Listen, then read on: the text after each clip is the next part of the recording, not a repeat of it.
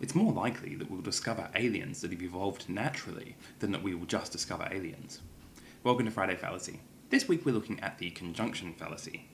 A conjunction of two claims, A and B, is simply the claim that A and B are both true.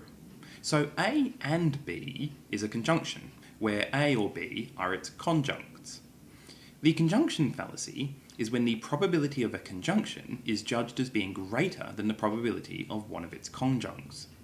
That is, rather than seeing two things happening together as being less likely than either one by itself, we judge them occurring together as more likely. This is not a sound way of arguing, as the laws of probability ensure that a conjunction is always less likely than its conjuncts. That it seems more likely that someone will be a vegetarian and a Democrat voter doesn't actually make it more likely than them simply being a vegetarian. That it seems less likely that the US will invade Japan this year doesn't actually make it less likely than Japan launching missiles at the US and the US invading in retaliation.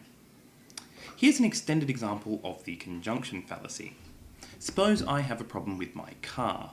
I call up someone who comes and examines my car.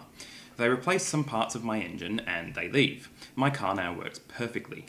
Which is more likely? That this person was A dance instructor, or B, a dance instructor and self-taught mechanic?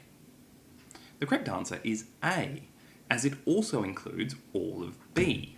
That is, if a person was a dance instructor and a self-taught mechanic, then they're also just a dance instructor.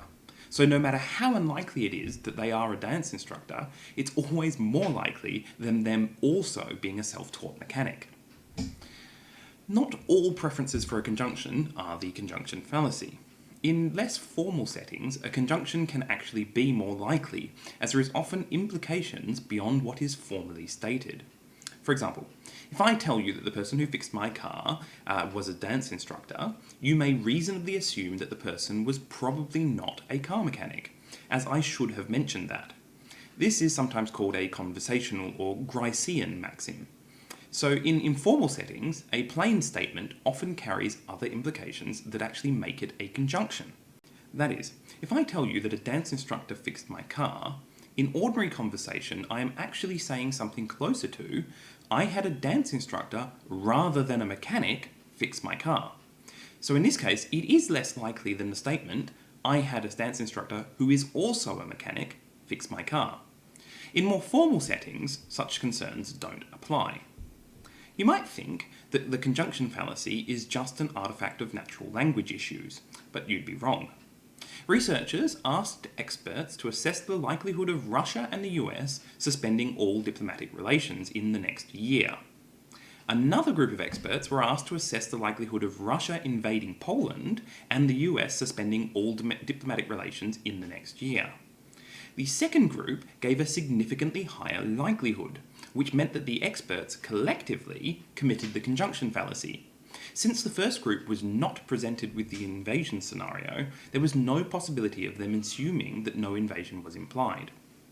A different scenario where the conjunction fallacy doesn't apply is when you're given additional information. For example, the probability that my neighbour is an accountant might be 1%. But if I find out that he wears a suit to work, that might make the probability 2%. Here I'm asking the same question. What's the likelihood he's an accountant, just with more information? The conjunction fallacy is when I ask a different question. What's the likelihood that he is an accountant and he wears a suit to work? More formally, if we call him being an accountant A and him wearing a suit to work B, then the conjunction fallacy is thinking that the probability of A is less than the probability of A and B.